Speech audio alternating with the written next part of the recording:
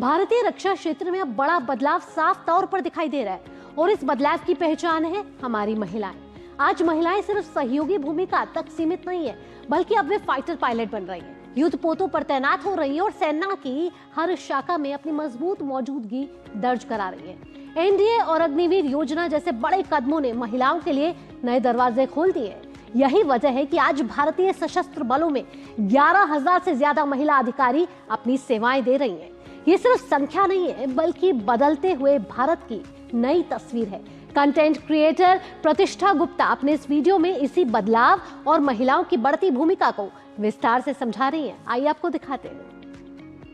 हम Indian army या air force का नाम सुनते हैं तो दिमाग में सबसे पहले किसकी तस्वीर आती है? शायद एक मजबूत मूंछों वाला सैनिक, है ना? लेकिन आज की सच्चाई कुछ और है। आज भारत की सीमाओं पर आसमान में फाइटर जेट उड़ाते हुए और समुद्र के बीच में मिशन को संभालते हुए भारतीय महिलाएं भी उतनी ही शक्ति से खड़ी हैं। और यह बदलाव सिर्फ प्रेरणादायक ही नहीं, बल्कि इतिहास बना रहा है। अगर इतिहास देखें तो पहले महिलाओं की भूमिका भारतीय सेना में ज्यादातर मेडिकल या नर्सिंग तक ही सीमित थी। 1958 में पहली बार महिला को आर्मी मेडिकल कॉर्प्स में रेगुलर कमीशन मिला, लेकिन असली बड़ा बदलाव आया 1992 में।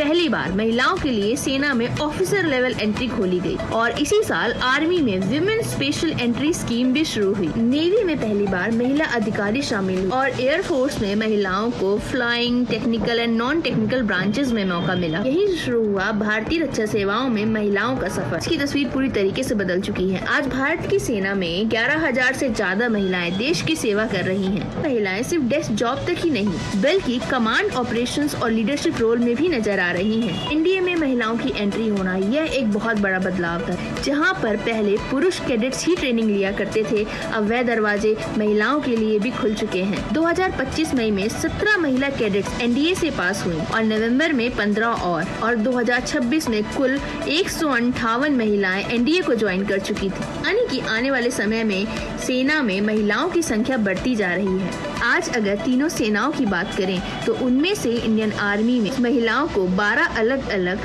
आर्म्स एंड सर्विसेज में परमानेंट कमीशन मिल रहा है। इंडियन नेवी की बात करें तो महिलाएं युद्ध पोतों पर तैनात हो रही हैं, पायलट बन रही हैं, नेवल एयर ऑपरेशंस को संभाल रही हैं और सबमरीन को छोड़कर लगभग सारी ब्रांचेस अब महिलाओं के लिए ओपन हो चुकी है। इंडियन एयरफोर्स में तो इतिहास ही बन चुका है। 2015 में महिलाओं को फाइटर पायलट बनने का मौका मिला और 2022 में इसे स्थायी योजना बना दिया गया, यानी अब महिलाएं भी कॉम्बैट मिशन उड़ाती हैं। चलिए अब मिलते हैं उन महिलाओं से जिन्होंने सच में इतिहास लिख दिया। जनरल साधना सक्सेना नायर आर्मी के मेडिकल विंग की पहली महिला डायरेक्टर जनरल बनी। कर्नल पुनुंग डोमिंग दुनिया के सबसे ऊंचे बॉर्डर टास्क फोर्स की कमांड संभालने वाली पहली महिला अधिकारी बनी। स्क्वाड्रन लीडर भावना कांत भारत की पहली महिला फाइटर पायलट जिन्होंने कॉम्बैट मिशन के लिए क्वालिफाई किया।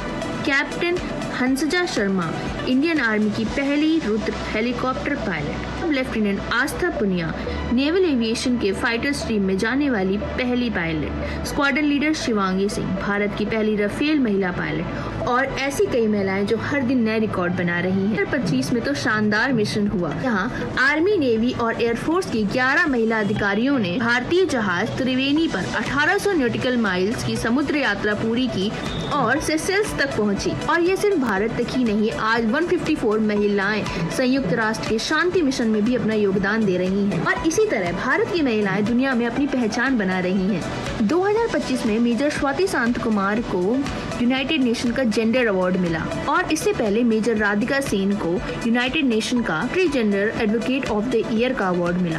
कभी कहा जाता था फौज सिर्फ पुरुषों की दुनिया है, लेकिन आज भारत की बेटियां सीमाओं पर खड़ी हैं, फाइटर जेट उड़ा रही हैं और नेवल मिशंस को संभाल रही हैं और देश की सुरक्षा की जिम्मेदारी निभा रही हैं। यह सिर्फ बदलाव नहीं है, ये नए भारत की एक शुरुआत है।